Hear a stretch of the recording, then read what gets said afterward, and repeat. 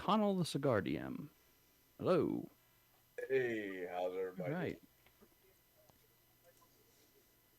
So, we got some people in the chat. So, let's see here. Al's saying never split the episodes.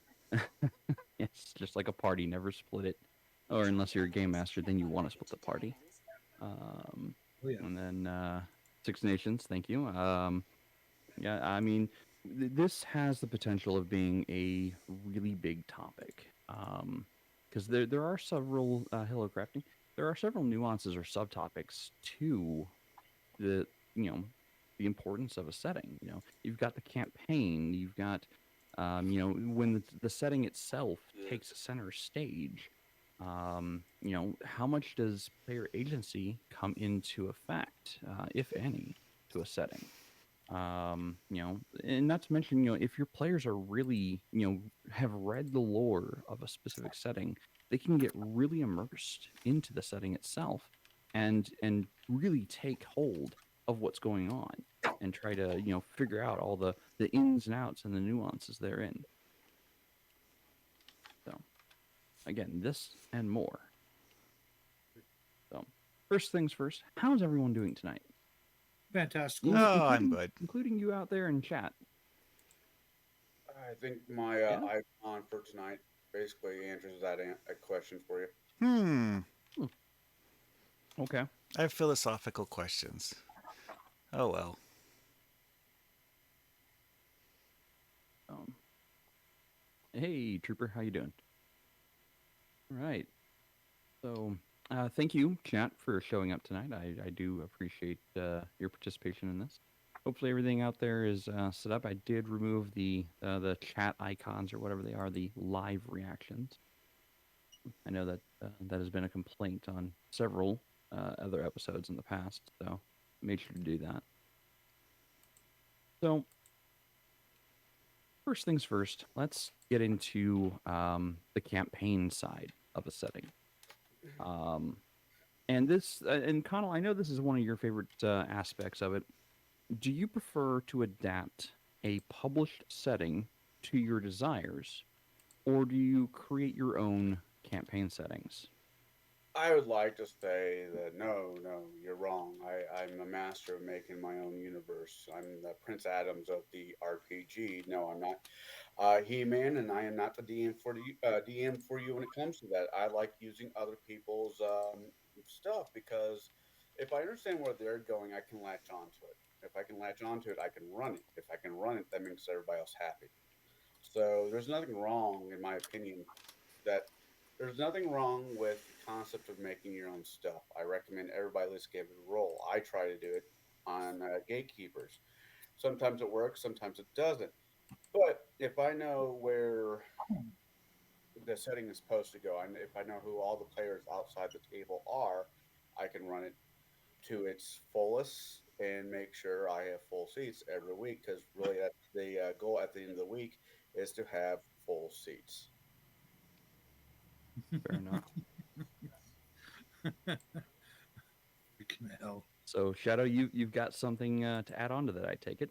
No, I just Forgotten Realms should be re-forgotten. I've never read a Oh single yes. page. The only sorry about that, guys. The dog's being a dog.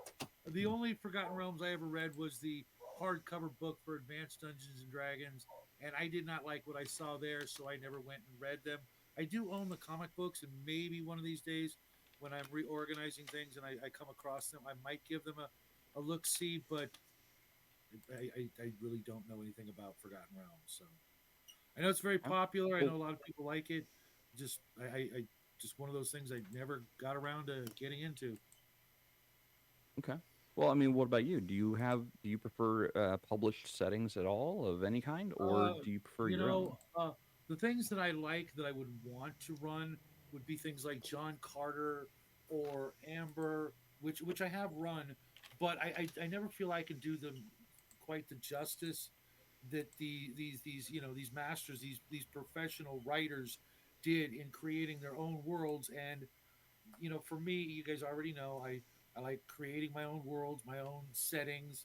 I that way I am the master.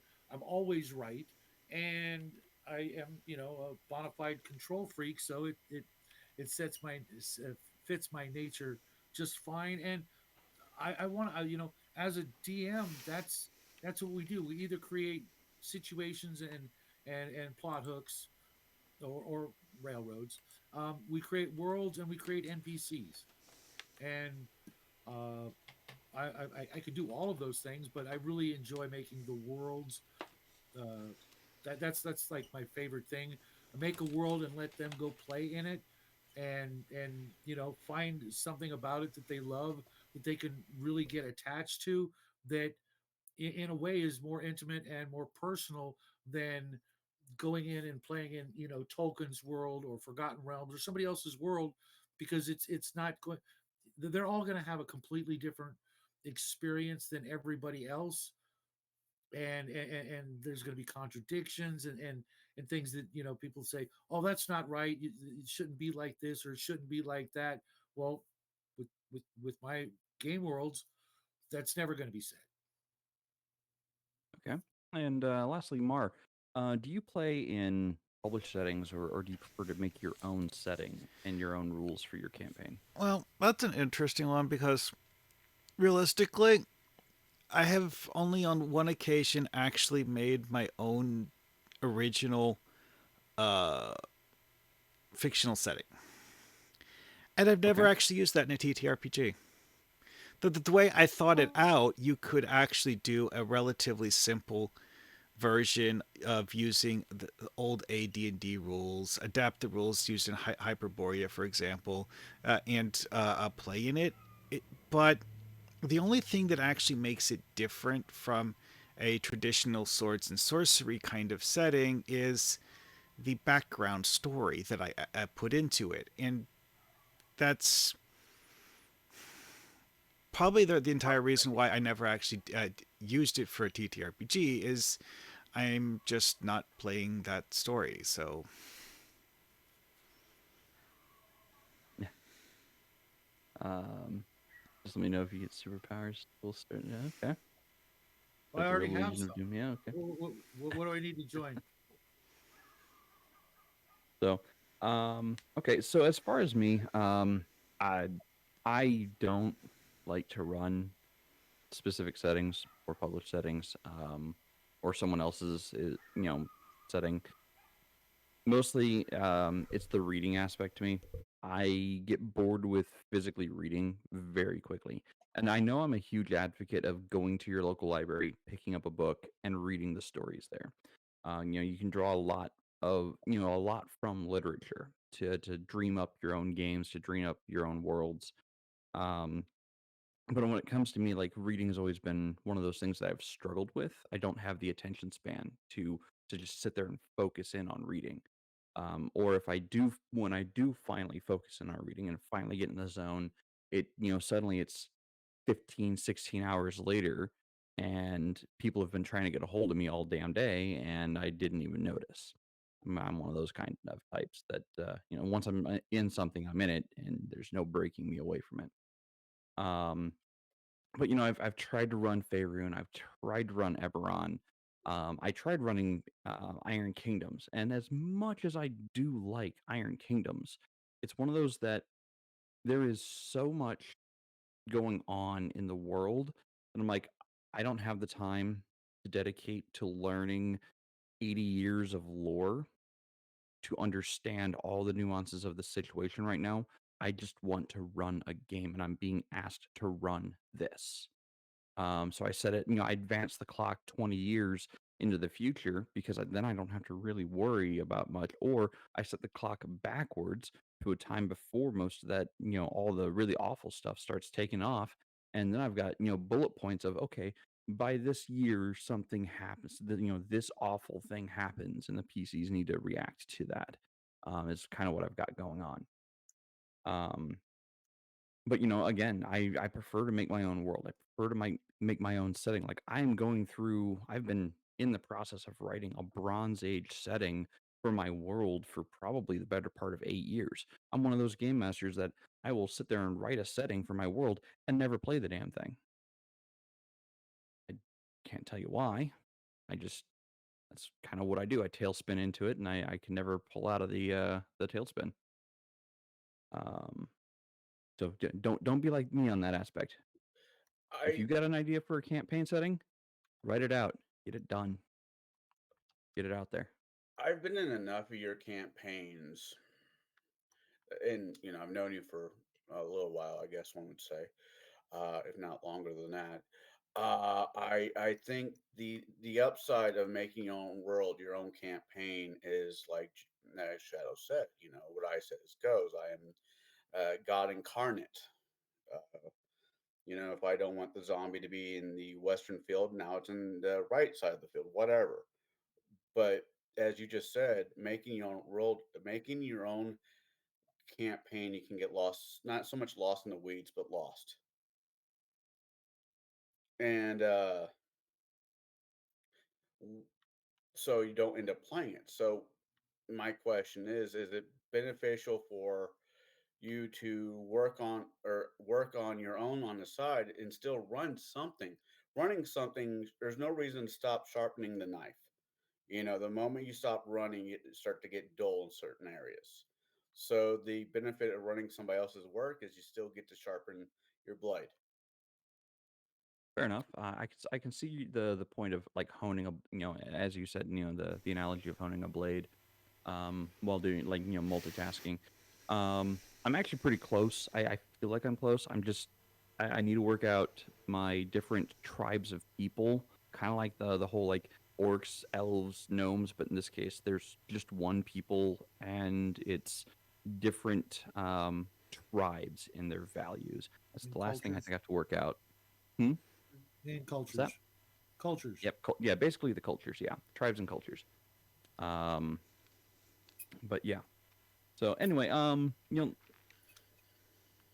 I guess the next Well, natural question for well, this is, I did have go ahead. one thing I wanted to say, to Sure. clarify with this.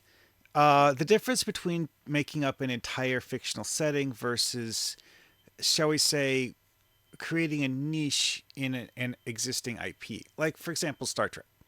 I have never Sure. played a Star Trek adventures game where we actually tried to directly copy anything from the TV show. So you have your own cast and crew doing things that are completely different from what anyone in the TV show actually did. Hmm. Fair enough. So I mean, Man, I deserve to be roasted in the comments it's for my Bronze Age. it's the Star Trek setting, but you're not actually playing the TV show in a TTRPG. Sure. Well, yeah, it's a pretty lush environment to work with. There's plenty of things to do that will never take you anywhere near any of the pre-existing stories. So why not? I mean, well, but that was Get a what mixed bag. I was wanting to clarify here is the difference between making up a setting whole cloth and just going off to the side in an existing setting where the main story of that setting just doesn't happen. I mean, you could in Star Trek, depends on what generation, what generation of the storytelling you want to do. You can do the wars with the Klingons. You can do the Dominion War. I mean, those wars for storylines were all encompassing in the Federation. You don't have to run into Picard or Cisco. I can't think of the Voyager captain, but she was busy somewhere Janeway, else. Well, Janeway. she, I she mean, got promoted to an admiral to keep her out of trouble. right. you know, And it's funny. I so, never watched a single episode, but yet I still know that, and I'm not a Star Trek fan. But I, I, That's I because I it was in a instantly, movie. I instantly hated her the second I saw her. I'm like, yep, nope, done, out. she wasn't bad. She's not my captain, but she wasn't. It wasn't It bad. wasn't easy on the eyes. I'll tell you that Hmm. much. Uh, The neither. funny thing with that particular comment is that she's actually their second choice for playing Janeway, and the first choice attempted to film an episode and just like couldn't film an entire episode, so they just switched to their second choice. Picard was the So third getting choice. back onto the rails of tonight, Sorry. you've already kind of hit on something, and that is the importance or the impact rather, of the overall tone and atmosphere of a campaign. Like for example, you've already kind of hit on that with Star Trek. Like Star Trek has this huge universe. It's different generations, different eras, different captains, and on all the things that are going on in the universe. Um, and some of that, does that actually have any impact on what the players experience given specific timelines, or does it not bear out on them? Mara, I'll start with you on this one. How does the setting impact the overall tone and atmosphere of the game or the campaign? Well, okay, I'll use a specific example from that fictional setting that I was talking about earlier that I personally created because of the fact that this particular setting has very specific tonal differences from what you have from a traditional swords and sorcery setting. Like, there's this city known simply as Re, where, okay, um, wood elves and humans live there now. However, the Okay. city has these underground catacombs that no one really knows how far they go because the people who live there aren't the same culture that built the city in the first place. And they have no idea why zombie goblins keep shambling out of those catacombs because they don't know where the catacombs go. Hmm. Okay. Because of the fact So that you're this is a world where it has had catastrophic wars on a large scale in the past that drastically shifted cultural boundaries and the relative power of the various nations in the world. And well, that's the entire reason why the people don't know where those catacombs go is because they were built by goblins. okay. And the goblins who built them and had maps of where they went and all of that knowledge are all dead. or undead. So how does that impact the overall tone or atmosphere of the game then? Well, because the fact that it means that there's a lot of like survival horror aspects in places you wouldn't normally expect them in a TTRPG. Like, Okay. like that's like the sewers and stuff underneath the city, and you just have random wandering undead in there for reasons no one understands. And there's several Okay. places that are just blasted ruins where there used to be a kingdom there. Like the village of Bromford used to be part of the kingdom Bromford. It's just that in a war, a dragon roasted the rest of the kingdom. Okay. I think I've got additional questions. They might relate to other subtopics, so I'll keep that in mind. Shadow, what about you? How does the setting impact the overall atmosphere or tone of an ongoing campaign? In every way possible. If especially if you're outdoors, um, Mother Nature wants to kill you every second you're there, and you want to create drama and excitement, etc. Just remember that and have it happen. The the the average character, or at least the average player, has very little experience in dealing with the great outdoors on a regular basis. So, remind them of why the townsfolk never go out into the woods, never go, far from their home because it's safe in the town. And then when you're running the town or the village or the city, show them that dark underbelly, what it's like at night, why the villagers lock their doors, why they don't go down this alley at night, why they don't go even to this part of town unless they're really familiar with it. The maze from Sanctuary, or your typical slum areas, your ghettos, those things like that. More often than not, the players end up going to the palace and the nicer parts of town. Will give them a reason to you know have to go into these seedier parts of town and show them that everything that they thought was just a facade. It's it's not what's really keeping the city or the town alive. It's all the hardworking people at the bottom, and accidentally stumble into their area. You know you're probably going to have an interesting time, to say the least. There's all kinds of opportunities for chases and escapes, and potential muggings, and interesting NPCs. Most of us have played the snooty noble and the king and the queen and things like that. But in the seedier parts of town, you get to run the guy with the scar across his face. Why does he have a scar across his face? Well, because that's where he grew up. It's bound to happen. The interesting guy standing by the lamppost, at 3 o'clock in the morning. All kinds of interesting NPCs that you can, you know, introduce them to, and the sights and the smells that are not all perfumed and pleasant. You can, like Bruce Lombardo, he's a big fan of scents, and he loves bringing up, you know, things to the imagination. He always reminded me of Hawkeye from that one episode of MASH where they're trying to gross each other out with smells, trying to get each other to remember, various smells. Practice using, some of those skills, the sights, the sounds, the smells of your setting. Yeah. Um, so Connell, as for you, I know you like to run a lot of established settings. How much of an impact on the campaign do you put, or rather, how much importance do you put on the overall tone or atmosphere of a you know established setting?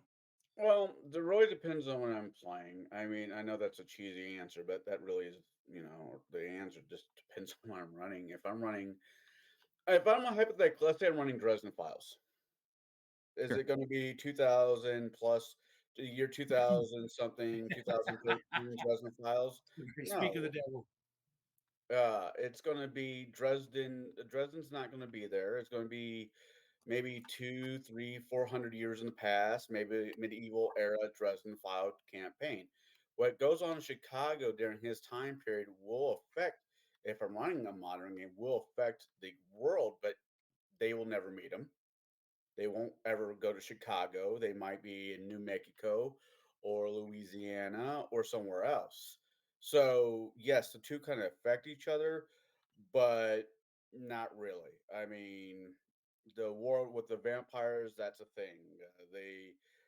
Whatever, that's going to be the thing. The Titan's going to affect New Mexico and New Orleans, but are the players going to be there with the Titan? No, no, they're not. Um, if I'm running Forgotten Realms, I'm going to do my own story of Forgotten Realms. They're never going to meet some of the main player that everybody knows about. They might meet King, the Dwarf King, in his mind because of a mission, but they're never going to meet 90% of the well-established characters because at the end of the day, yes, this is print out hamburger McDonald's RPG. Welcome to McDonald's. What do you want on your burger? RPG. That's really what Forgotten Realm is. Doesn't mean it has to be a Mm. bad experience. There's enough there on the platter. You can make something decent out of it and not have to deal with all the deal with anything you don't want to deal with. They found a lost mine. I mean, you and me both have been in games with, let's say, Scott, who is use Forgotten Realm, maybe not the realm Forgotten Realm, but use some of the materials in there, and made his own thing. Yeah, yeah. I know Scott has borrowed from several other settings, and Scott, I know you're out there in the chat. Hello, hello. And he does it masterfully. So, because he'll read a book and be like, "Yeah, I like this aspect of the book, but I don't like that aspect of the book. So I'm just gonna pull what I want." And there's nothing wrong with doing that either. At the Like end of the if a day, certain, yeah, go sorry. for it. At the end of the No, day, no, go these for it. campaigns are tools for your toolbox. You use what you want. Don't use what you don't want.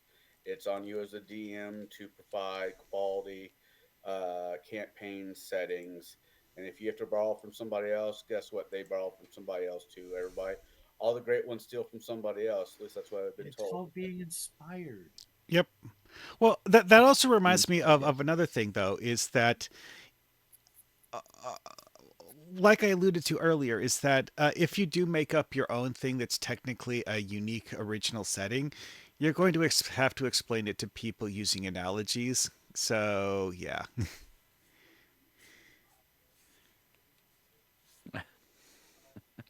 There's nothing. Yes, I agree. I agree with L. Wait, Uh, am I you not? know, Am I not I missing? don't. Oh. I Uh, would also use Forgotten Realms if I didn't have to, have or use the sixty Okay, thousand plus okay, pages of lore. okay. I got a question. If we're gonna go for, I know lore is part of the questions, but here we go. We want to do a campaign that's loosely based off the War of Roses. You know, King Henry VIII. I am. Right. There's over 1,000 books. Over 1,000 books on that war from every other angle. But you want to run a campaign Mhm. from that point of view. Aren't you going to read your history? Aren't you going to look into it? Yeah, Forgotten Realm has 6,000 pages of lore. Damn near everything else does as well. We just pick and choose what we want to use. I mean, that's kind of the same for me and Warhammer 40K. I can't get into the lore. There's so much of it. I don't have the time or the inclination to read through all of the lore for Well, Matt, 40K. I'm Can not. I play a game in 40K? Yeah, I could probably play in 40K. I don't think I could run anything in 40K because I just don't have the understanding of the universe as a whole. as someone who And used I to don't think I read would try. 40K novels, one thing that I feel is very important to remember is that the lore in 40K is actually somewhat flexible. They've told and retold things over the years in several different ways that are mutually incompatible. And you kind of have to pick and choose which aspects of the lore you want to use. And also, another thing that's very important in the 40K setting is when in the official timeline your story is taking place, because there are certain key pivotal events where telling a story before this is fundamentally different than telling a story after this, Hmm. like before Sure, or after Horus Heresy. Because prior to the Horus but Heresy, but the Emperor was actually a very active individual. After that, he was a recluse. I mean that kind of drives to the point. Like I don't know enough about the game world to be able to run it at given points because well, I haven't well, spent the that's time one of the reading great it. things about Um, 40K, I guess, is that it isn't just one world. You can literally, look at some images and create an adventure off on some far-flung planet that just vaguely has ties to the Imperium, and do your own thing. That's a very good point. One of the novels that I read was actually just a handful of Imperial troops on this planet on the backside of no one actually knows where, uh, dealing with chaos cultists and trying their best to stem the tide of chaos while being trapped by a curse from one of the daemons. mm. A I, couple So of quick as things, far if as you don't mind. okay, go ahead. Uh, real quick, guys, I just did my gods, my pantheons of my worlds. Okay, one, 2 pages, and the rest is all up here. I'm gonna get it down on paper, but just writing down the basic notes, and Mac will attest to it. He's in one of my worlds right now, and you don't need to know the actual legends and stories. You could literally let your players make their own up, and say, I heard this story, and help you create as you run your game. And Elle said something about every craft world has its lore, right? And it can be your lore. You don't have to go read, you just create, and you create it as you go along. If players aren't asking, they're not caring, or they don't need to know or don't want to know right now. You can come up with it later. and your best lore is going to be stuff that you come up with on the fly. If they ask, make some shit up. Oh, Act like you own it. also, Yeah, it's always been that way. one We've thing. always, worshipped so and so, and on this day we do that, Mhm. and whatever. One key thing Bring to bring remember back. here, though, is scale of lore. If your story is taking place entirely in a city, you don't need to worry about the lore of the Underdark because you're not in the Underdark. If they don't ask, they don't Sure. care. I don't know if I agree with that. They don't care. It just might not. I don't know if care would be the word I'd Well, use. they're not interested. They don't I, need to I know in order to play the story. Well, we'll get it. We'll dive a little deeper into lore in a moment. And I'll go ahead and make that the second subheading that we're gonna get into. sorry. But as far as setting having an impact on the world or the atmosphere and the tone of the campaign, um, the way I have approached it in the past is um my campaign worlds are typically at war. There's always some kind of greater conflict going on in the game world. And Connell has experienced this. I think Scott has also experienced this. I think once or twice in my game worlds. The overall arcing thing that's going on in the background is very militaristic, very very warlike, and the war is creeping closer and closer to home for the player characters. So the characters should naturally want to get involved to stop the war's approach onto their homeland.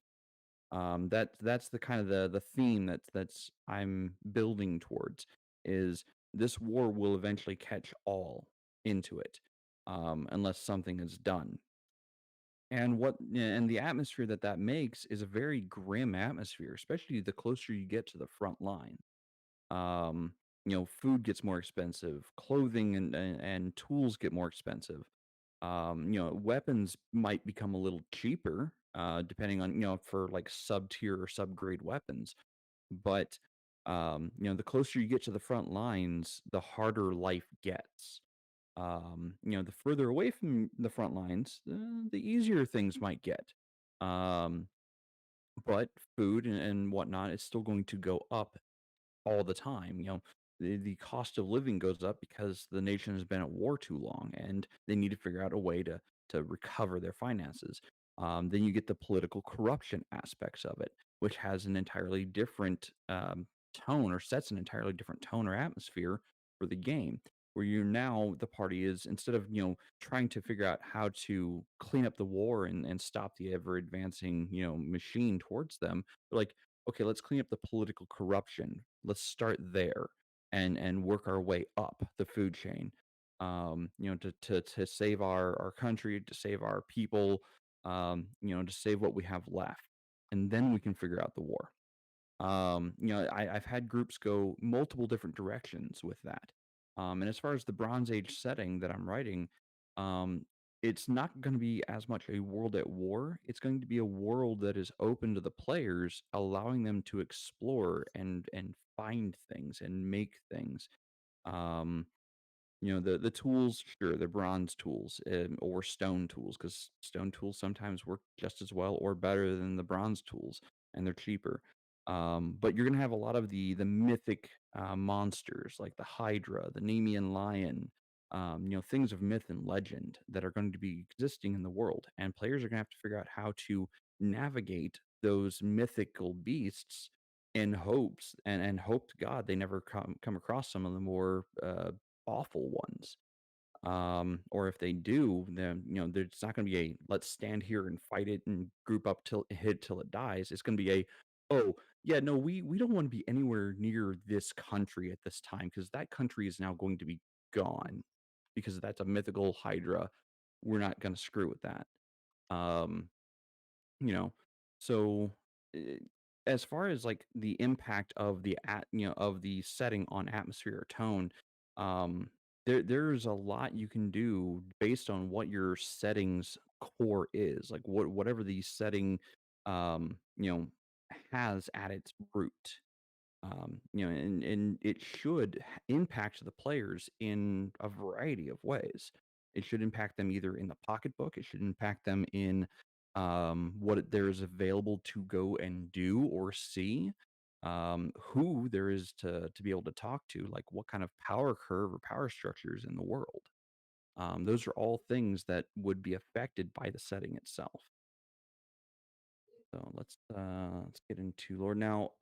L had a question earlier, and that is the setting causing the impact, or is it the genre? Both. I would say both to this. Um, the It setting depends. well, I would say it's both. The setting has an impact, but so does the genre. So I could be in my war setting, my world at war setting, but I can overlay a horror genre onto it. The after the battle has concluded at Stone Ridge, the recently dead soldiers start to rise again and pick up their weapons to fight again. This is a horror themed uh, genre over the top of my war setting, where now not only did you just slay all the soldiers on the battlefield, for the opposing side, now they're getting up, and even your soldiers who died are getting up to fight you again and again and again. There is no end to the fighting. That would be, to me, a horror genre overlaid onto my setting. Let's see here. I'm going to go up. Nice, Al. Sorry, there's a lot of chat, and Well, when I'm there talking, are I some don't always get to settings, it. Ravenloft and Dark Sun. That's the setting informs on everything. Hmm. Everything is because of that particular world. I really like those kinds of extremes. I'm running a water world right now, and it does so much of the work for you. Imagine running a game on Hoth. It's going to dictate so many things. Even the culture is going to be the way it is because of such a harsh, brutal environment. The same thing with Mars in the John Carter stories. Everything is the way it is because of the way Mars is. You can't Hmm. survive unless you do these things, and these things then branch out, and eventually everybody does the same things because it works, and you don't die when you do these things. You try to do other things and you die. Ravenloft is the same way. You don't go out at night, period. You just don't. You see what I'm saying? And I really like using those uni or singular biomes, or at least vast swaths of a particular you know geographical feature, and it'll do a lot of the work for you. Okay. It's So I'm going to dark. go ahead and jump. Oh, go ahead. The night is dark and full of terrors. Mm, A yes. popular line Oh, from well, the I game. am sure Jade is. You've met Brian from World War II before, haven't you? Mm, Yeah, briefly. I Okay, think he's just a great once, guy. though. He's a great guy. Mm, well, thank If you need any help with a war campaign or war setting, just tell him I sent you. Oh yes, high or low magic or tech. You're right. That does impact the that is a part of the setting, and it does impact how the game is played, or at least how what the character's options are. You are absolutely correct there, L. In my world at war setting, I'm always setting it around like World War I, World War II era weaponry. Um, you know, and yeah, I've not actually played or read Weird World War II. I've been meaning to. I just haven't done it. Um, but no, so my tech level is like steampunk. It's slightly more advanced than steampunk. It's you've got the steam engines, you've got um some automated weapons, or some fully automatic weapons, or even semi-automatic Have you weapons. introduced petroleum products yet? Yes, actually, I have. There You are vehicles that run on petroleum, or a mix of like a magitech, where it's like a magic powered engine, but it still uses some kind of petroleum or explosive based petrol or fuel. You may want to to be look able into to the create Moon locomotion. Chronicles lore, just for some Okay, more visual ideas. I can hook you up with some sure. stuff for that. Because it's what's Yeah, I'd called appreciate that. diesel.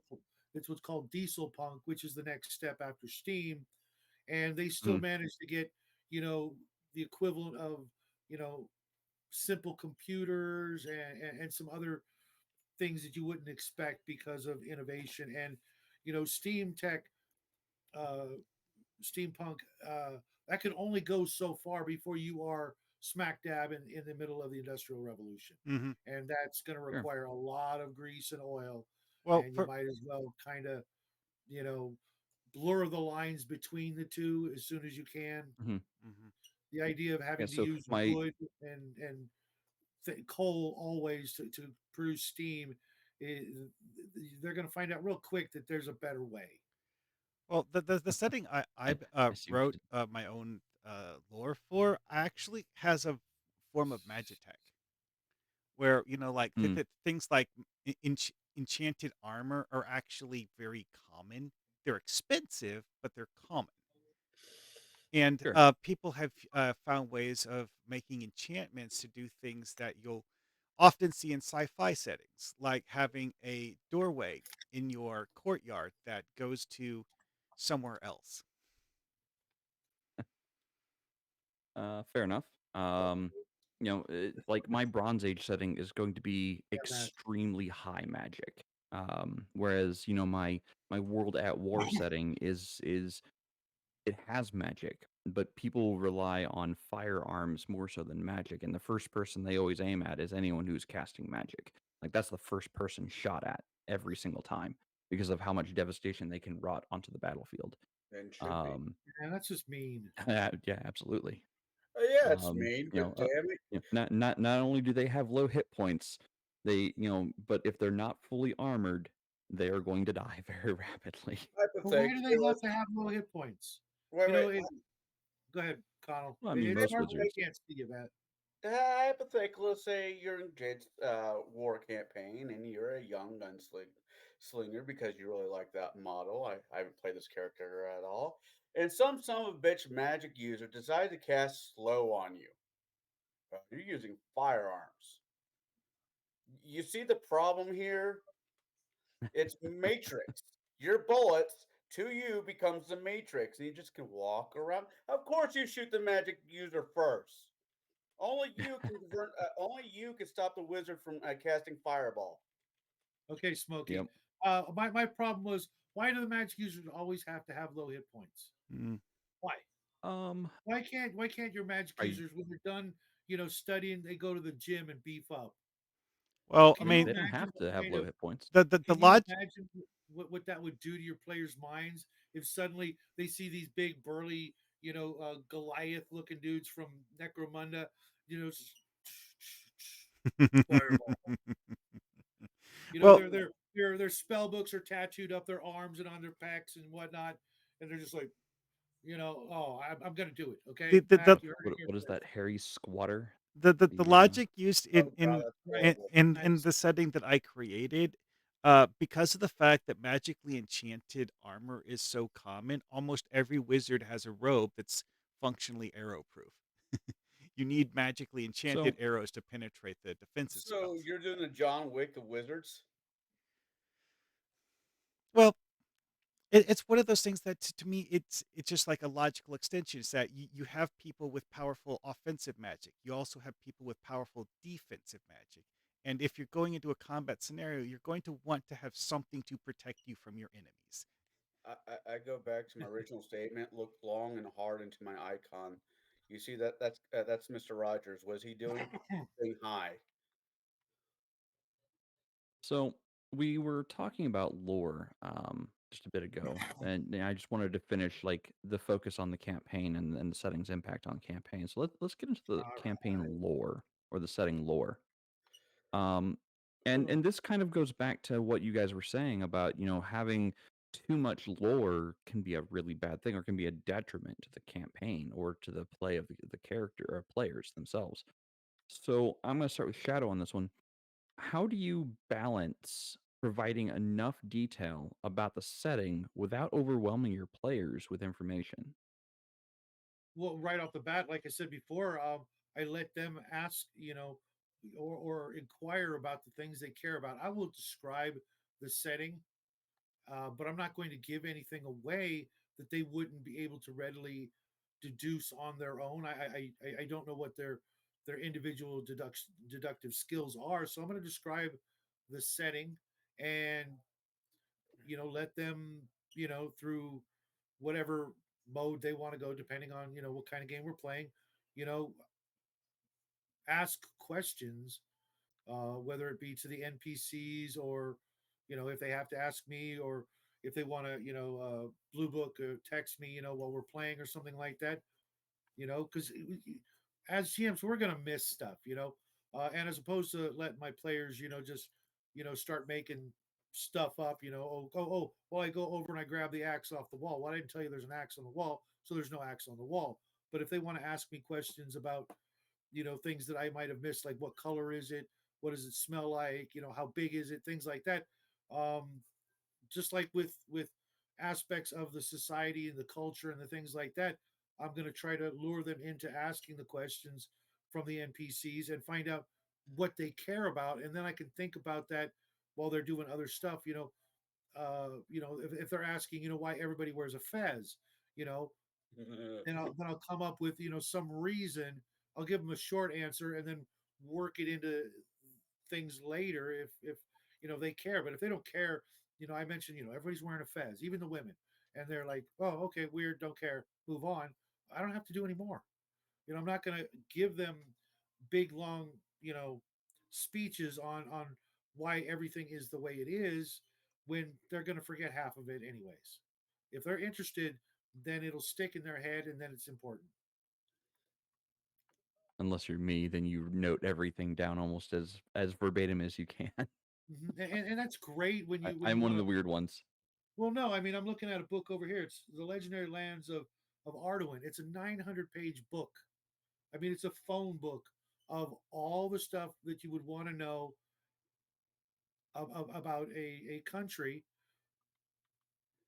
You'd be surprised how many people have not read the book, even though they own it. I'm one of the suckers who did read it. Knows it was actually really great because it's system agnostic, so anybody could read it.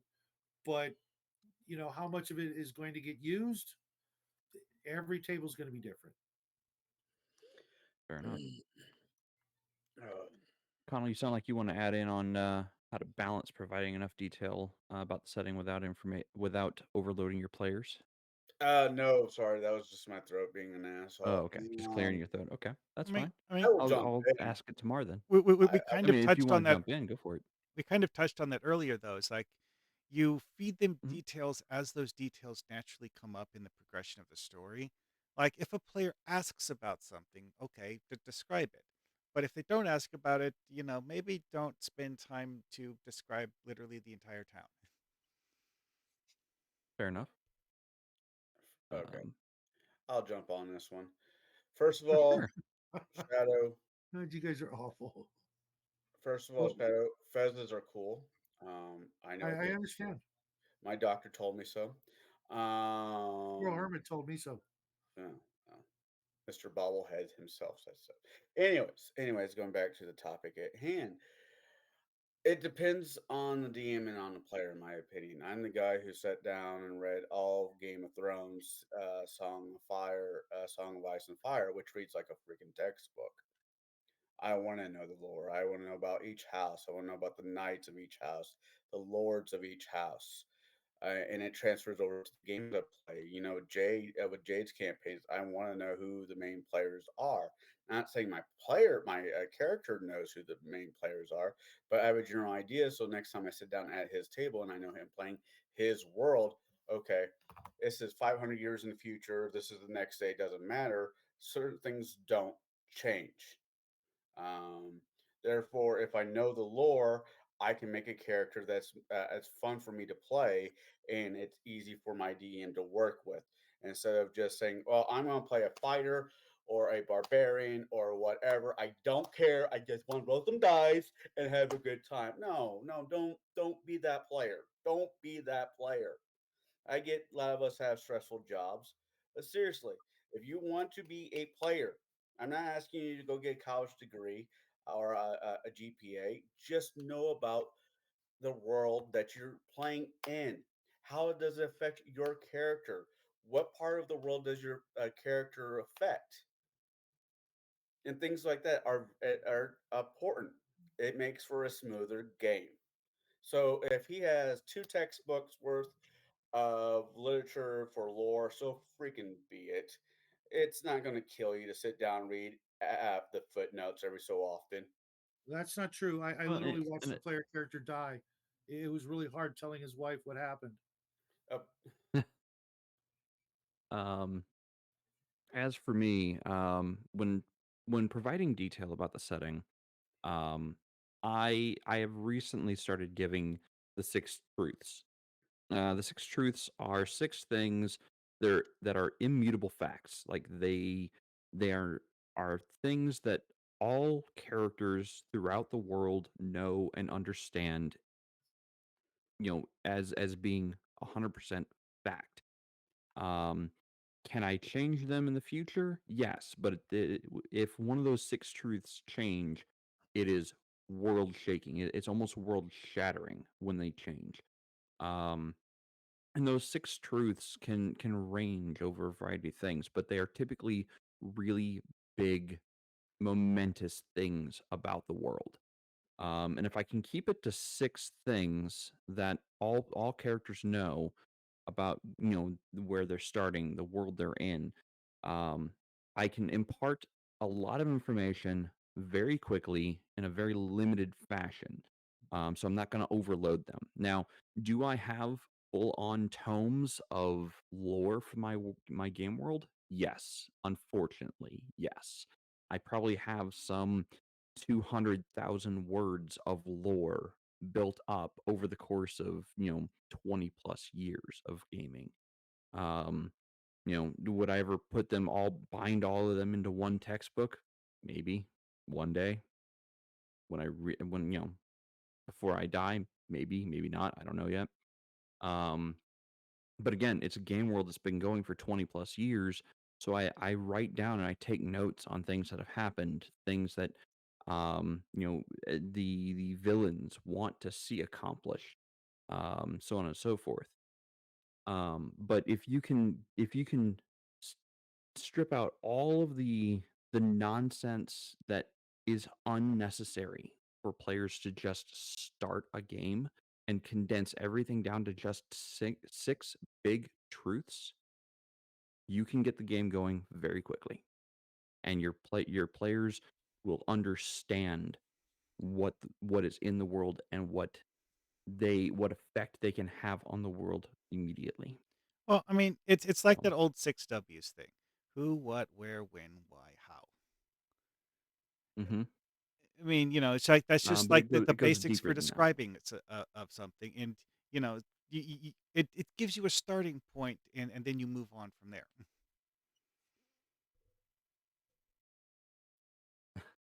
And yes, Scott's games rarely ever. I don't think I've ever started in a tavern in Scott's games. They've always started either in a field, a city, or I don't know, at the gates of a city. So just working my way through Yeah, chat. yeah, that's never going to happen. Six Nations. Uh, um, so now this is a question that one of you specifically wanted me to ask. And that is, how do you handle introducing new and unfamiliar settings to players, especially in settings where they have unique lore or unique magical systems? I believe it was Mar who wanted this question specifically in here. So, Mar, how do you handle introducing new and unfamiliar settings to players, I especially with unique lore or magic? Well, it's like I said earlier about use of analogies. Is that there's been so many different variations on fictional worlds over the years that you're probably not going to come up with something that is actually truly completely unheard of before. So, you know, just like it's kind of like this, except, different. It it's not, necessarily something people would think of as a novel and creative approach, but hey, the important part is getting results. Sorry, looking at Mac's question here. What have you? Why are your players so paranoid? What have you put them through? I don't know. The short Send answer a or the group long of answer? I just send a mean, group of 2 or 3 gorillans at a party that's only 4th level. No, Things go the sideways in a hurry. mirrors, mirrors, Mirrors, yeah, mirrors. mirrors. No, I did that. I don't. Scott's done that once or twice, but I've done that a lot. All true So adventures start at Richard's Under Main in Peoria. That is where you go to get your adventure going. Um, so what about you, Shadow? How do you introduce your players to an unfamiliar setting, or even unique magic system or lore?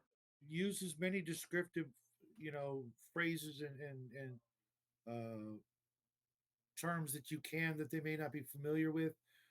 Just try to describe it the best of your ability, and picture yourself there before you do so. Use your own imagination to get an idea of what it would feel like to be there. Yeah, sense of smell, as per Bruce Lombardo.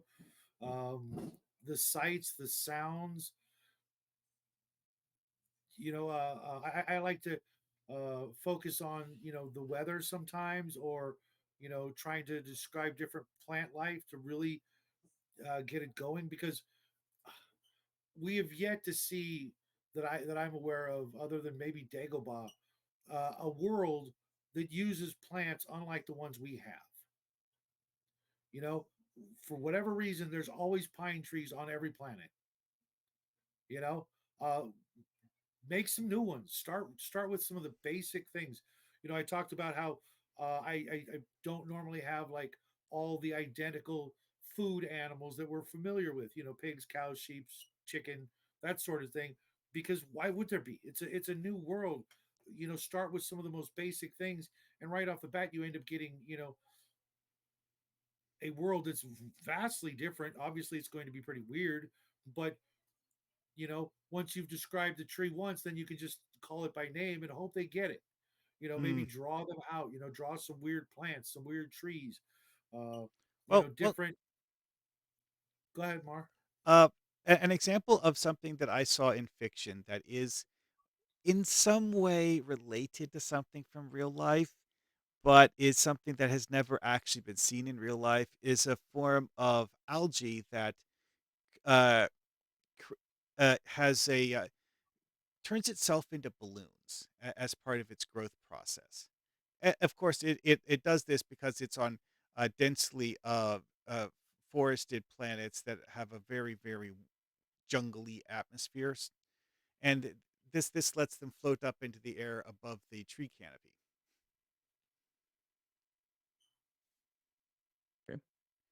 Okay. You were saying, Shadow? Yeah, start with sketching or drawing some things that are vastly different from Earth-like scenarios. There are lots of artwork places you can go, not just AI, but some of the old art books, the Terran Trade Federation books, and old book covers from like weird science and the other comic book things of the era. They would draw them, but they would never mention them. But you need to, as a GM, maybe the ground is pink, instead of, I mean, how many times have you seen a comic book cover and the ground was pink? It was like a very common thing. They would, it's not dirt, it's not, rust colored Mars, it's pink. Or maybe the ground is green, but there's no actual vegetation on it, but the dirt is green. Do little things like that. And right off the bat, they start, you know, picturing everything differently, as they should. It shouldn't just be another version of medieval Europe. I mean, unless that's exactly what you're going for. But if you're going to make a world your own, why can't you, start from the ground up? The sand is blue. The skies are more orange than blue. Just weird things like that. Um, Especially if you're running a sci-fi game. I mean, Ooh, there's no excuse not to do that. Shadow, you just reminded me of the coolest description of a planet scape that I read in a sci-fi novel. It was I forget the name of the planet itself, but it orbited a gas giant called Cat's Eye. And Hmm. Cat's Eye, when the planet orbiting it was seen from the night's side up in the sky, would actually like have a faint inner glow to it, almost like a full moon, because it was a gas giant that actually was like warm enough that it would give off a certain amount of heat. Well, it's like the way that the story described Cat's Eye, those guys, like you're on a planet and there's this huge thing in the sky. Not like the moon is visible on Earth, but something that takes up a big chunk of the sky. More like a moon of the planet then. Well, yeah, it's like Uh, because it's a gas giant and an Earth-sized right. body. And for a fantasy world, I mean, how many times have we seen in a sci-fi game where like the moon is like massively huge, right? Or you can actually see the other planet even during the daytime with its rings, but you could still see it, but it's a sci-fi world. Well, if you're running a fantasy world, why not incorporate something crazy like that into it? Hmm. More than one moon, like the world that I'm running right now. It's got four different moons, and they're going to actually play a big part in the world for various reasons. They'll probably never go there. They could, you know, but why do we only get one moon and blue skies and all the same stuff, but yet it's a completely different world? Make it your own. If you've got a favorite color, throw it in there. Make your players hate that color by the time you're done. This reminds me of how in Maraudon, which isn't technically a TTRPG module, it's one of the Magic the Gathering settings. One of the things that makes Maraudon different from Earth is the fact that the sky is illuminated by these giant glowing orbs of mana that no one knows why they exist, that they just do, and they float around in the sky almost like a moon orbiting the planet.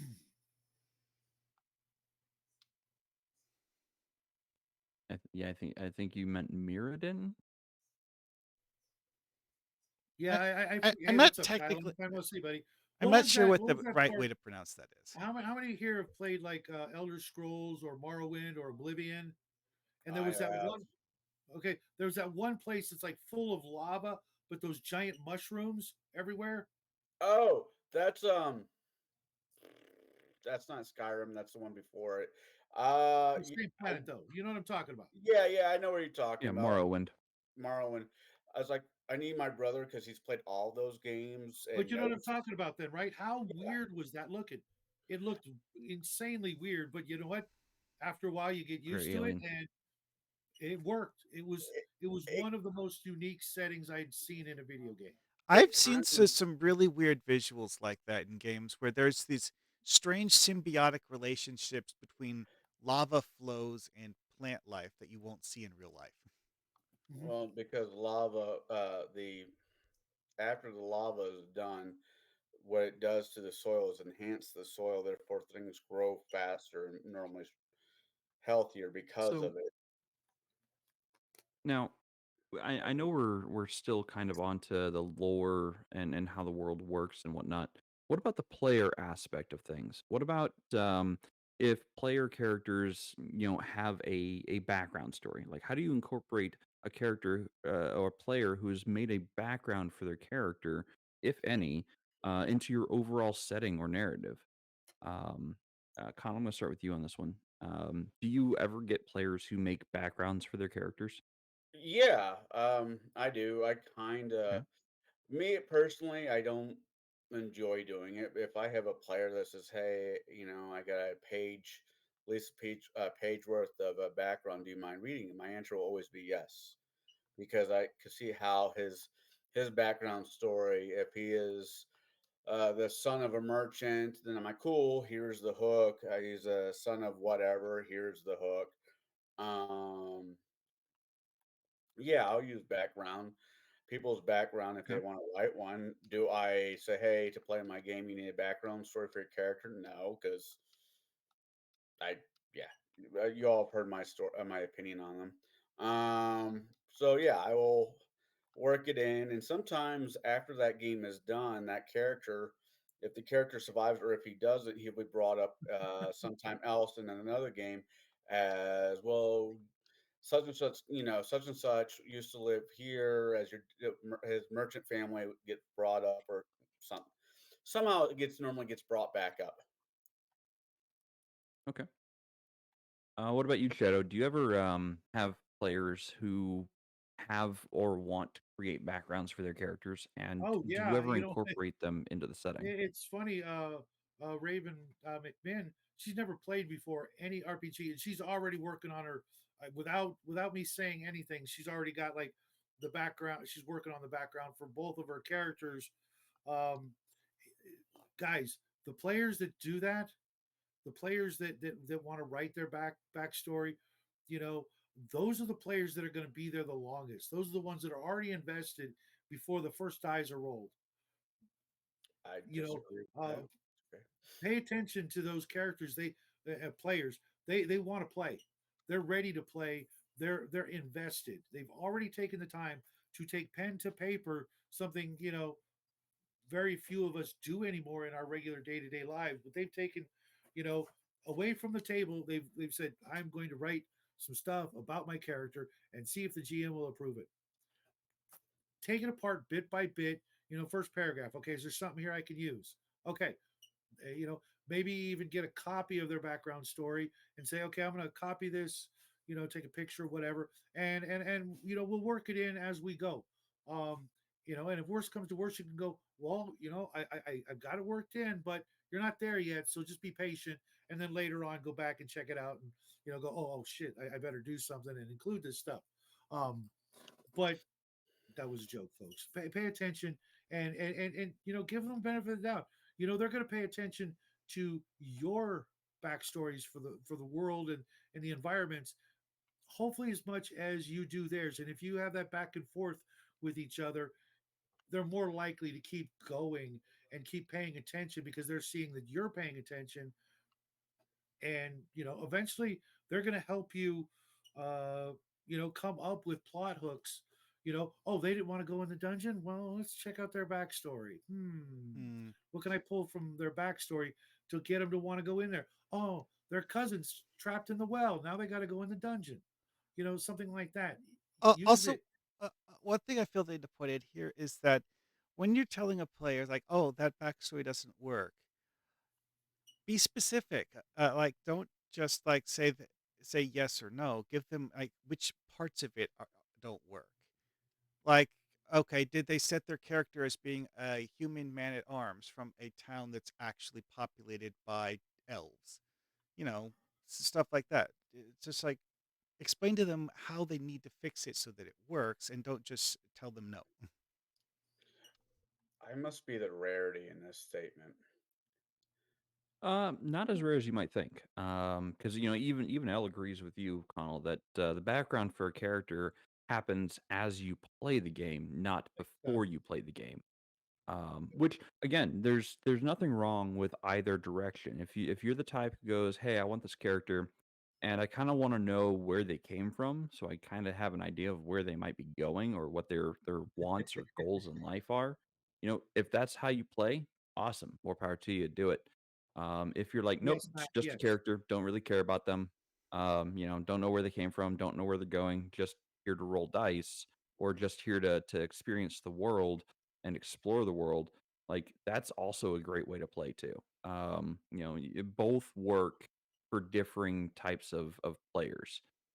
Me, I'm the type who I would write one, two, maybe 3 pages of backstory, but I would intentionally leave these huge like underlined gap areas for a game master to fill in whatever they wanted. Um, or like, hey, and here's all these characters in my character's backstory. here's who they are, where they came from, what their hopes and dreams are. Mm. Take with this and do whatever you want with it, for your game. If you want to tell me, hey, this doesn't work, fix this to incorporate this element, or hey, I like what the direction of this is going, but I would like to see it go in a slightly different direction. Work with your players, and players work with your game masters. Be flexible. If you're going to write a backstory, be flexible with your game master and your players to incorporate those elements, because that is going to tie certain players to your world so intrinsically. Like, they are going to be immersed from day zero. That, like, they will just eat and breathe and sleep and live, and live within that world. Their mind will escape to that world faster for those player types who have backgrounds that are incorporated into the game itself and the setting itself. Now, for store games or for one shots, I don't advise it. If you're running a bunch of one shots, as or even store games, as Elle has pointed out here, um, having backgrounds is just not as needed. Everything you need to know happens at the table as it unfolds. Or even published adventures. Like, if all you're gonna run is published adventures, you really don't need backgrounds for your characters. You don't need to know where the character comes from to know where they're going. The Well, adventure tells you where you're going. actually, with That's a that good point. one, That's a good point. there's a different take on that. If you're going to do a pre-made scenario, is that if you're playing a pre-made scenario with pre-made characters, you can have pre-made backstories that are intricately woven into the story because the players aren't making that up. You did. Here's my thing, and it's here. I don't know if it's incredibly fair, and I'm not saying I disagree or agree with what Shadow said. I think people that want to play that don't make background stories for the characters more interesting about moving forwards and backwards, as I am with my characters, are just as invested as people who want to write as Scott said, at least a couple few page background story. It just really depends on that player's style. Not every style is going to work for every table, of course, but just to say, well, if you don't want to write and I'm not saying this is what Shadow's pointing at, but just to say, I don't want you at my table because you refuse to spend, X amount of time to write a Oh background. God, no, no, no, no. I mean, you can't expect that, especially when you've got different levels of experience points. Let's say in the players, not every player's played the exact number of games for the exact number of hours. You've got different levels of play, and mastery. So, maybe uh, you know, let the people who are new to it go, look, this guy's done this thing, they did their backstory, etc. That's going to help me out a lot, and let them know that, hey, I'm going to be using this stuff because they did the work. you know Give them time. They can always come up with stuff later, if it's within reason. It's like, oh, well, hey, could I have had a twin brother and blah blah blah. Give them the benefit of the doubt, or at least consider it. But get them into the idea that you're going to use this stuff that they put on that sheet. It's going to benefit you for writing it, because now I can kind of tailor make the story to you, kind of like those books you used to be able to get, where if you send the money in, they'd put your kid's name in as the name of the character. Every time they mention the name of the character, it would be your kid's name, kind of thing. Mm. It's like that. Bring them in. Uh, at first they might not want to do it, but later on they're going to watch Timmy over here, who's getting all these cool things happening to him because they did the work. Well, Scott Clark's comment here. He says 3 pages, and me thinking about how we did the character backstories in our Star Trek Adventures games, which, as a part of the life path system, they mandate you to at least think out a handful of basic details of your character. Uh, we would usually end up with 3 paragraphs. Yeah, don't ask him to write a book, but something. But You know, like I wrote up a the like but, uh, but this was basic details like where was your character born? What environment did they grow up in? And why did they go to Starfleet Academy and stuff like that? Very because it's simple funny. things in their history, not a full in-depth biography, just basic direction of how their life went.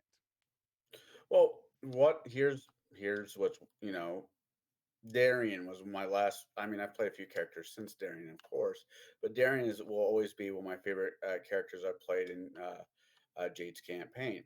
And instead of writing a background story, I sat down and me and Jade talked about what kind of character I want to play, how he would fit in his world, and I think I'm not going to ask him his opinion on all the different characters I've played because I've played quite a few while we've gamed together.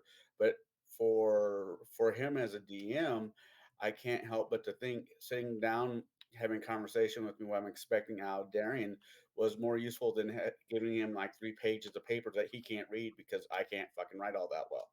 Yeah, ADD is a bitch. But yeah, having a conversation with your DM is just important as writing something out. In my opinion, I could be wrong. I omit it. It does happen, not rarely. So And so, uh, what do you think having a character backstory, in your opinion, Kyle, having that character backstory, or even the conversation with your game master, what do you think that does for your immersion as a player in those games? I think it helps a great deal. It gets me as a player more invested. Of course, if Scott said, "Hey, Connell, you want to jump in my game?" Of course, I'd write 3 pages worth of background because I like him as a DM. I'm not saying I won't do it. And I'm not saying most players won't do it. But if you get a player, even if he's old hat like some of us are, so I just don't do background stories. But he's a quality player. Are you going to say no? Sorry, you're not at my table because you don't want to write a background story. I yes. Every time I wrote in a background story for my characters, they last maybe 2 to 3 sessions. They die. If I don't write shit, they normally survive the entire game. So I don't know what it Hmm, is, if it's just my weird luck on the situation, but I'm not going to overlook a good player because he's got a bad taste in his mouth for writing background stories for his character when he offers grade gray offers something great to the game. fair enough. What about you, Shadow? Do you ever have the moment where players are more immersed because of their background than the players who don't have any background whatsoever? Do you ever experience that? Oh, absolutely. That's why I advocate for it because it shows me that they want to be there. They're not just there for the camaraderie and the sitting around the table, hanging out with their friends. They're into the story. They want to be part of the story. They want to help put themselves as much into the story as possible. There's different levels of what do you call it? Uh, Brain fart right now. Uh, some people, don't want to put that much into the game. Okay, they're not willing to invest as much as others. Some people do. The people that do, they're there for a completely different reason. That's to play this specific game. You know, uh, whatever it is at this time, because they want to be in a game. I find that the people that are less invested would be just as happy if we were going to the movies, going to a restaurant, that sort of thing, or just sitting around shooting the breeze. Um, we want players that want to be in this game. We all have time that we can do the other things with our friends, you know. Um, and maybe that's what they're there for. If they're not really, investing in the game, then maybe invite them to other things and find out when you're not playing the game, maybe see if they even care about talking about the game. I know with my old group of friends, if we went anywhere together, we were still talking about the game. We're at dinner, we're talking about the game, making the waitresses like what are these guys talking about, kind of thing. You've all been there. Or if we're on the way to the movies, or going to the arcade or something like that, we would, it would come up. Uh, maybe the people that are less invested, are really there for a completely different reason. Find out, and if they're So, uncomfortable, or just downright lazy and don't want to do the work, then say, hey man, everybody else is really into the game. You don't seem to really be in that. You know, maybe this ain't for you. Can I interject really quick, please? Yeah, I'm done talking. yeah, Go for it, sure, dude. go for it. For Um, me, guys, it really helps when I can see you. When I can't see you, man, um, it's fine. I just, you know what's going well, on. I no, don't. I mean you could do the hand wavy thing, or Right. stuff like that, so we don't talk over each other. No, no, it's fine. I just want to. I thought you paused, so I figured I I had interject to real breathe. quick. No, you don't. They do that from It's time to it's a time. matter of choice. You gained Says with me you. before. You gained with me. Let's say you've gained with me. Jade has gained with me. So both of you guys can give an answer to this. If I say, "Hey, I'd love to be in the game with you. Are you running anything?" Are you gonna look? Are you gonna say no to me after me being in a campaign with you or whatever setting because I don't want to write a background to my No, character? I can find other excuses. That's fair. That's fair. I'll answer that. No, But as funny as that sounds, though, um, you should know when you're creating a campaign who would be ideal players for it, or who you think are going to really get into this idea, not just because they just want to get into a game, they don't want to be alone or whatever. When you're making up a game, you should almost be thinking of players that, like, man, I wish I could get so and so into this game. You know what I mean? There I should guess what be I'm built in asking. Sorry. there should be built in, like, hooks, just like, hey Frank, dude, I'm doing this thing that I know you like when it's in a game, so maybe this is a game you'd want to be in. How do you sell the game to a group of players? Think about who you want in it. Maybe put a little hook with a little cheese on it for them. I'm. Well, I and don't. I guess that beggars the question, like, what elements of a setting do you believe contribute the most to immersion? Like, what parts of a setting or a game, do you believe, in your own opinion, help to get players to really sink their teeth into what's happening in the game or even in the game world? Shadow, if you want to start with that. Well, to be honest, like the game I've been going on and on about, the one I'm running right now, it's the game I've always wanted to run. It's also the game I would kill to be in. And that's what I do. I design a world and a setting, and a game that, one, I'm not seeing anywhere else, and two, I wish I could be in. So at the very least, I'm getting half of what I want. You know what I mean? If someone was saying, "Hey, we're running a high seas nautical game where it's going to be months and months on a ship," hitting up all of the classical traditional, um, ocean going, tropes, sea monsters and mermaids and all that crap, I want in. Okay. Have any of you ever been in a game like that? Where it's literally very little land, mostly on the water, occasional island hopping, that sort of thing. Lots of sea monsters, lots of kraken, all that cool shit. So you know what I'm talking about. It's not a common setting, but when you It's get not. there, it could be a blast. I mean, Maybe you want to run Mhm. an Arabian Nights adventure. or Waterworld, Well, that's what I'm doing, but yeah, I've that's what I'm never trying. actually played that though. It's one of those things that sounds interesting because I played in games where we did stuff in the water, and one of my characters, because she's an Eskimo sorceress, she knows a bunch of spells that are useful for when you're out at sea, like water walk. So she can literally just like get out of the boat and walk to a different boat. But we didn't actually have the majority of our adventures doing that. That was just travel to a new adventure location. Did You're that at all contribute to immersion for that player? Well, I mean, this was Hyperborea and just different parts of the way that the world of Hyperborea is put up. And yeah, it was something that helped with immersion because of the fact that the the person who made that character thought out the character's, in vague terms, life history, because this is a person from this village, etc., and a very simple backstory. But Thanks, Mac. Connell wanted to say something. Okay. Yeah, Connell, what you got?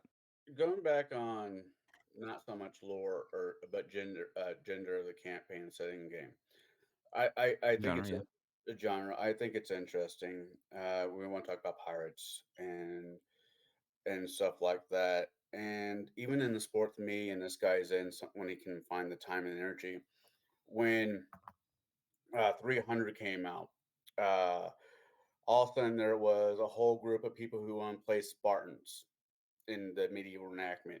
When Pirates of the Caribbean came out, a bunch of people wanted to be pirates. When the Viking show came out, everyone wanted to be a Viking. I think our gaming world was is the same way.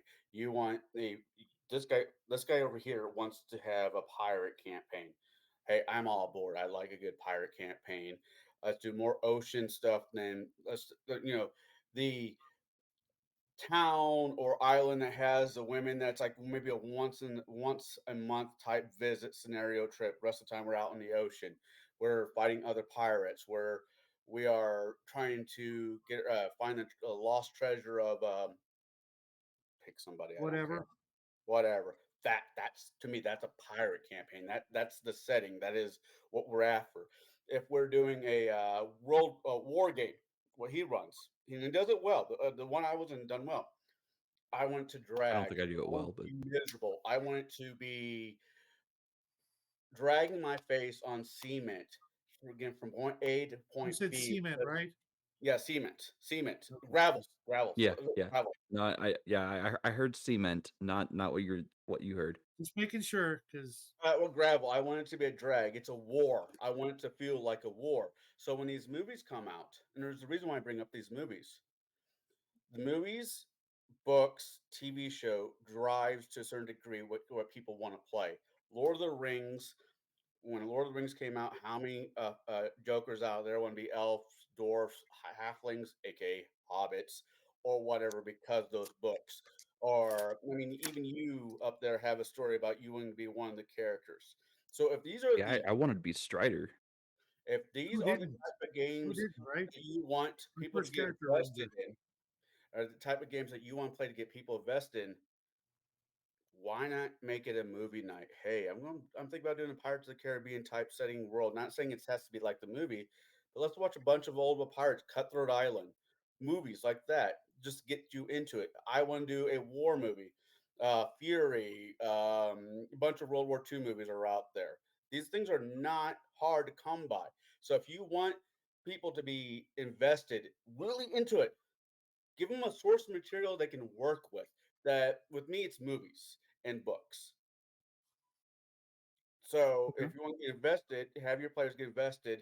And it's not always a bad idea, even just to get to know your players. Hey, there's this a new pirate movie come out. I'm thinking about running. Let's go mine it for ideas or whatever. Let's Okay. mine it for ideas, Sure. and you get to see who's Um, invested. so as far as me, like what I believe or what elements I believe in a setting really contribute the most to immersion, especially for the players, is when the game master can include something up, and I'm getting back to the backgrounds idea. So for those characters who have backgrounds, anytime the game master who has read the background for that character and understands the background of the character puts elements in the game that and tugs on those elements that is supposed to be about that character, that drags that player further into their character, at least in my opinion. I've had multiple campaigns over the course of the 25 years I've been doing this. And anytime someone gives me a background to work with, I will read through it 3, 4, 5 times in a year, just to refresh my memory of who they are, where they come from, and who are the players or who are the characters in their backstory that I can throw in the main game itself to really bring them to center stage.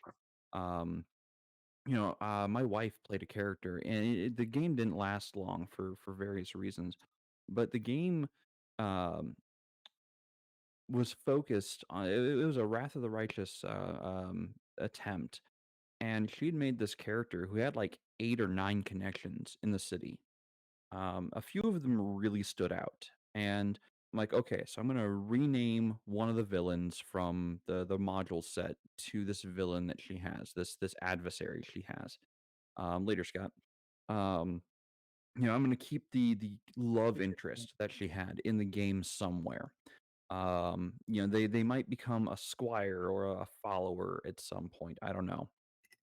So I'm gonna go through that character background and pull all the resources I can to really bring that player into the game and let them know that not only did I read what they put down on paper or typed onto a computer, not only did I read it, I understood it enough and wanted to make sure that they had a role in the world itself.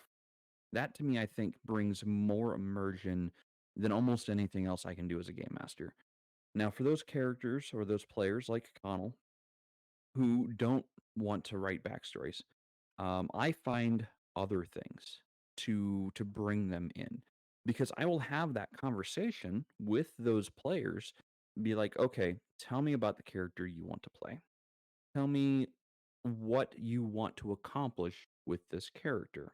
What are their goals? What are some of the things that will uh, irritate them, get on their nerves, or things they want to protect? Like, tell me who this character is and why you are playing them.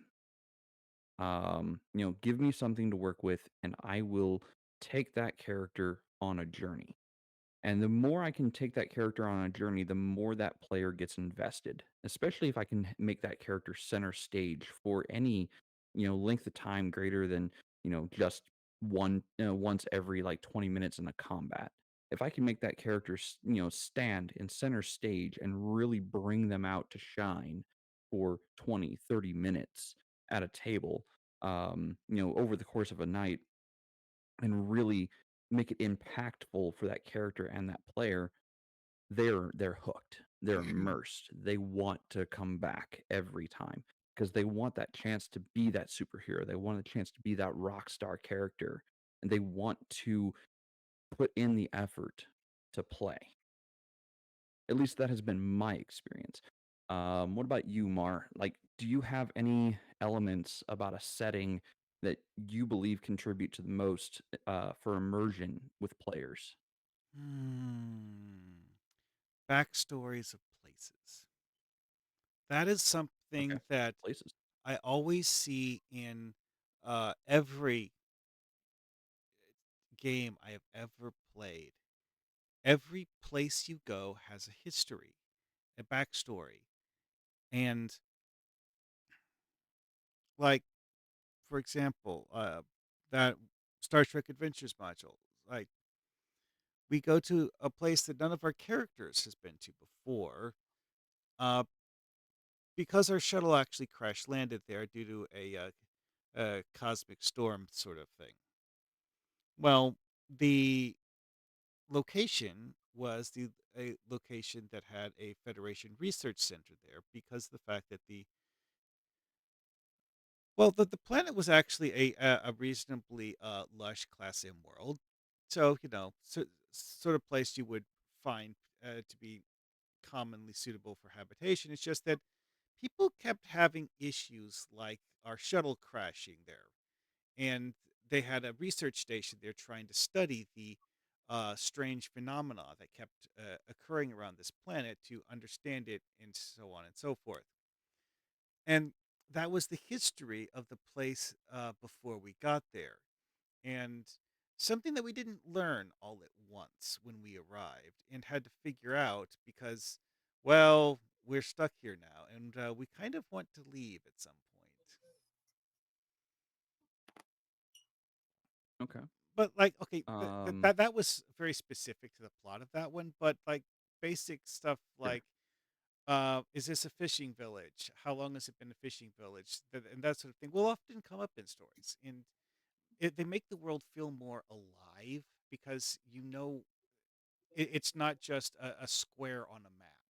It becomes something more than a square on the map when you have like 2 or 3 lines of uh, text about the history of the place. Okay. So the history of a place is was what you're saying can help drive immersion. I never thought about it like that. Like I've got a lot of really deep historical things in my world, but I never really thought about the actual places. I mean, they have history, and I don't know. It's always been one of those things that my players have either. I've had one player who's been exceptionally interested in learning about the history of places, but then most of my other players don't really seem to care ever. Um, they're like, "Oh yeah, this is such and such place. Okay, what happened here?"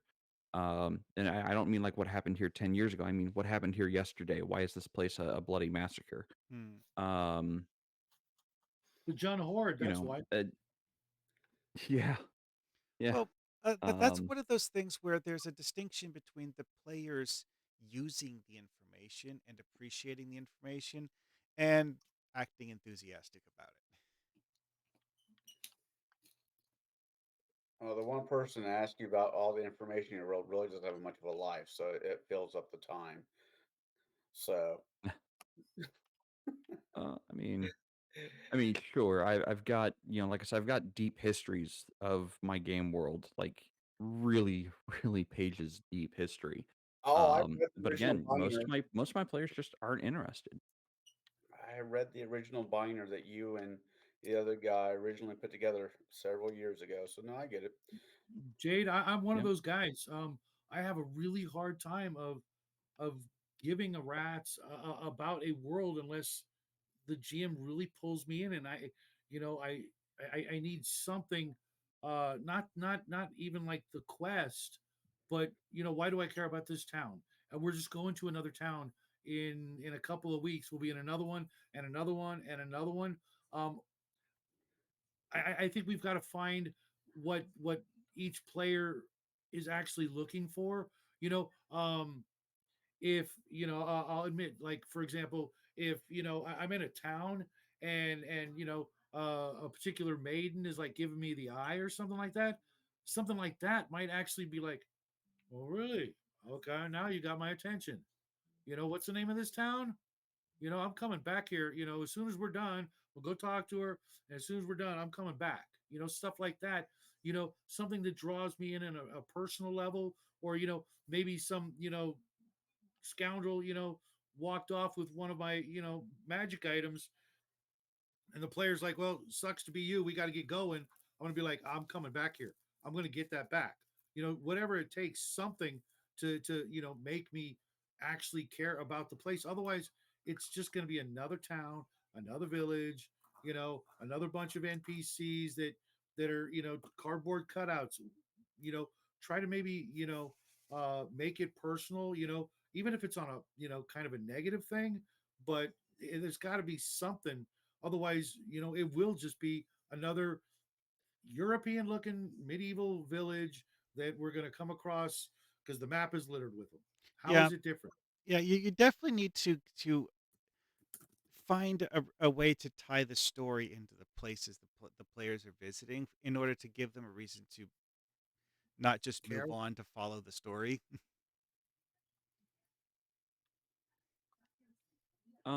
No, I guess that's where I differ. Because I reuse a lot of the same cities throughout my game world, but not just my game world, but my campaign itself. What do you mean reuse? My so because I don't do a lot of like long long road campaigns, so to say. Like I Mhm. don't do a lot of world tour campaigns. Um, my my party of adventurers will stay in one nation most of the time. They rarely branch out to other nations, maybe a neighboring nation for either a rescue mission or a diplomatic mission, whatever. But for the most part, they travel between four, five, maybe eight major cities and the cities in between. So I might have a collection of like 100 cities that they might go visit on occasion, but they go to the capital, they do stuff at the capital, they get their mission to go to one of the sub capitals, or one of the other major cities of the nation, and then stop at these little towns along the way. So when my players come back to the main city, or on their way back to the main city, they'll stop back in at those towns they already visited, and I'll have time advance on those cities. Things have happened, the NPCs have, who met the characters will remember those characters. They will, and the player characters will be able to interact with those NPCs again, and they'll remember them. They'll have memory. The things they did in the town will still be there. Like anything they changed in the town is still going to be there. If they left the town in a really miserable state, the townsfolk are probably gonna run them out of town. They're gonna chase them away from town. If the PCs, I don't know, I'm gonna take something out of Star Trek, for example, where Data lifted a anvil off of somebody. If the player characters did something similar to that, where they saved like two or three NPCs of the town, that town's going to celebrate their return as heroes. And I think that also helps draw my players in if my world has memory of the things they have done, and where they're going. I mean, I don't know, Connell. You played in my game. You traveled all over the place in at least one of my countries. Did I leave any lasting memories of some of those places, or those Oh peoples? yeah, I no longer trust satyrs or labyrinths. They're in the woods because fucking stealing satyrs, It sounds or perfectly normal. or dictators that don't exactly put the dick in the tater, but secretly, reelects himself every couple generations to make sure his military state keeps on plan. Yeah, you left. I'm not saying there's anything right with it. I mean, anything wrong with it. Uh, but yeah, there's been the city in the clouds, the wild hunt. There's been several different places. I can't think of them all off the top of my head right now, but yeah, there's enough built-in memory there that next time you run something that's not in the Bronze era, but in an era that I know, I'm gonna have like, hey, I know where this is, and my character. I'll find a way to make my character. You know who makes a good character for your world? James. James made a great character for Mm. your Yeah, world. He yeah, was he did.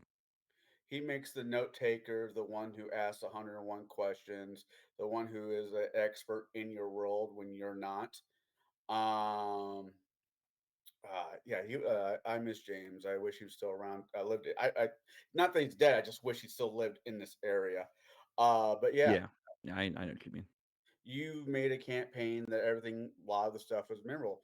There's a few things are not so memorable, like what other characters did, but what everything my character is locked in here. Him killing that Marith, the six leg, Yeah. six armed bitch with Oh, the guns. Oh yeah, I'm Maryland, Merilith, yeah. type Marith. type five type five Well, demon. she wasn't just a Merilith. She was a Merilith, half Merilith, half Chain Devil. I Oh, Don't ask me how it worked out. It just Oh, it was a creation that I'm like, yeah, it was this weird amalgamation of demon devil, and it was hell on chains. it was actually dark. Meriliths It royally messed up the party. Oh Meriliths yeah, have this strong resemblance to the Nagas, and I keep getting them mixed up with Nagas when trying but to think of how to use them. I mean, there's a number of areas in your world that will be stuck in my brain, and I think that's awesome. I could say the same thing about Bruce and his campaign that he runs. I mean, there's a place on the map that no longer exists because somebody put a magic bag in a portable hole, and I'm going to remember that for a while. Hmm. Well, I mean, that's actually something that came up a lot in our Hyperborea games. Is we would regularly go back to places we'd been to before. And, it's And like so so, sometimes the people would be so happy to does see us, that sometimes they wouldn't. uh, does that help with your immersion then? If you travel back to the cities you've been to Oh, I mean, more? it certainly gives you a reason to care about what you're doing as you're playing the game when you know that you're actually going to have to deal with that later on. It gives you a reason to want to remember uh, uh, the places you go to because when you know that you're going to come back, probably, anyways. Hmm. Me and another player, we get these missions from the higher up. We leave town. We were giving a bag of holding. Yeah, everybody had their magical gear, but one of the main things that was given to us was an ambassador's bag, more or less. It was a gate. It was a gate that you could shove things in and go straight to the CEO, the person being recruited. Me and another player were kind of screwing around, messing around with the bag, and giving the guy crap. We got hold of Clockwork Horse. We shoved him through the One of the worst. ambassador's bag, which is AKA a gate portal that popped on the guy's desk. Was there Did that make me want to come back? Well, granted, I lived with him, so of course I came back the next week.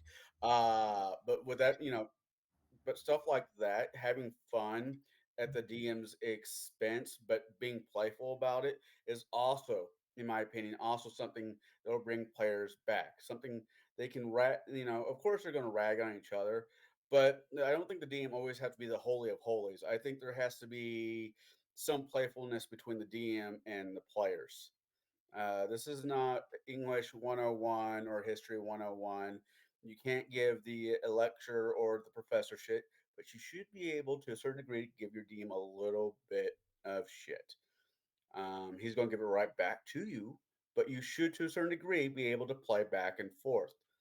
I think, this is also about having friendships, as Shadow said, but there's got to be some reason.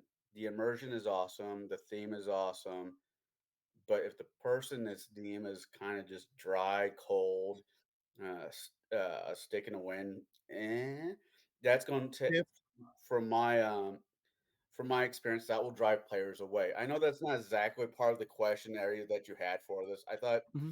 that was worth saying, though. Sure. But Elle asks, is it the city or the people in it, as far as what is important? I want to say it's kind of both because the people inhabit that city, and anytime the players go, oh hey, we haven't visited Hillsburg in a while. Hey, you remember what happened there? Oh yeah, I remember you lifted that anvil off that guy's leg.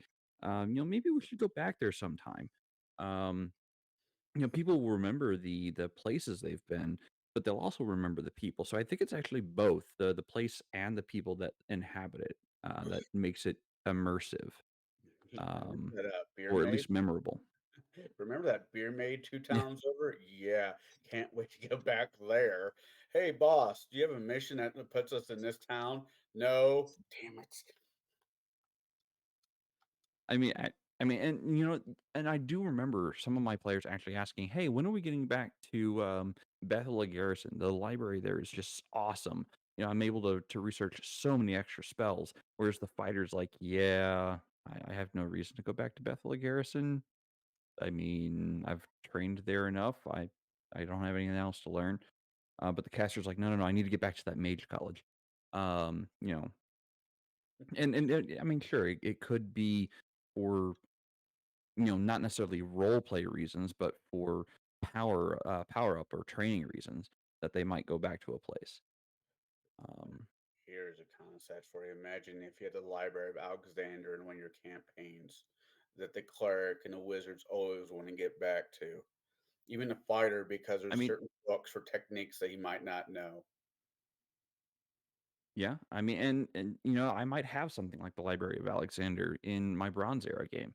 I might have a storehouse of knowledge somewhere in the world, or my players might make a storehouse of knowledge in the world.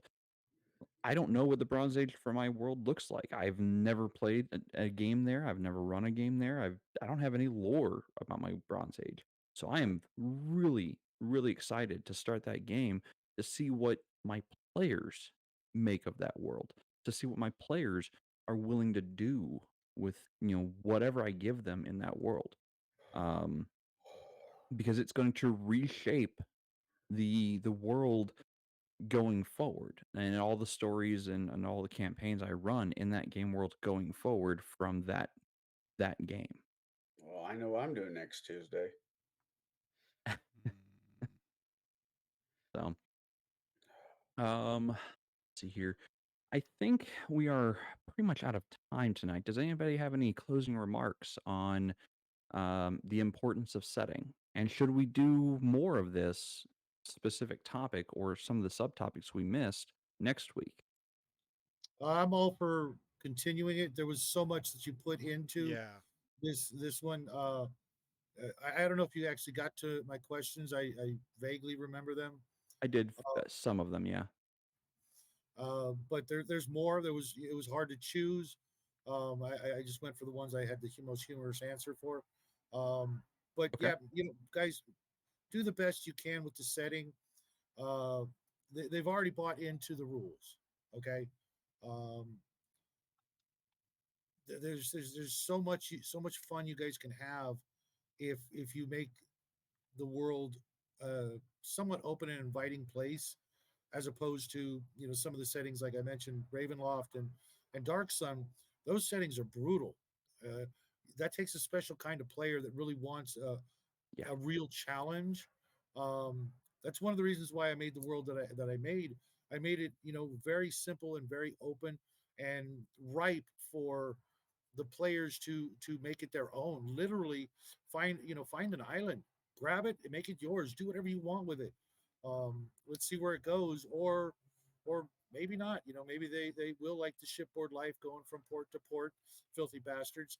But you know, just make sure it's got something. One of the things I try to do, one of the most important things I think as a game master that I can do is make them actually love a particular place that they call home. Or You person. know, make it personal. Make it make it their little slice of heaven, so to speak, and then drag them away from it so that they long to get back, like in The Hobbit. Or If they love that place, if they love that place like a real place, they're going to dream about it. They're going to, oh, I'm going to save up my money and do a bit of farming or whatever. If you've got that going on with them, then you've Yeah. you've succeeded as a GM. You've made them love something that you created and give them a reason to love it. And trust me, it will pay off in spades. Mm. Tom?